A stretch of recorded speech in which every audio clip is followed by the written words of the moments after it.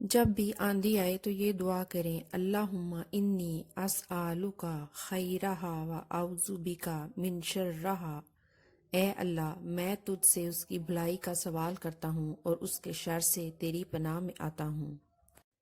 نبی اکرم صلی اللہ علیہ وآلہ وسلم جب بادل یا آندھی دیکھتے تو فکر مندی کے آثار چہرہ انور پر ظاہر ہوتے۔ وجہ پوچھی گئی تو فرمایا، مجھے یہ اندیشہ بے چین کرتا ہے کہ کہیں اس میں عذاب نہ ہو۔ بلا شبہ ایک قوم کو ہوا کے ذریعے سے عذاب دیا گیا تھا، اور ایک قوم نے عذاب دیکھا اور اس کے لوگ کہنے لگے، یہ بادل ہیں، اس میں بارش ہوگی۔ جب بہت تیز آندھی اور طوفان آئے تو یہ دعا پڑھیں، اللہم انی اسألک خیرہا و خیر ما فیہا و خیر ما ارسلت بہ و اعوذ بک من شرہا و شر ما فیہا و شر ما ارسلت بہ۔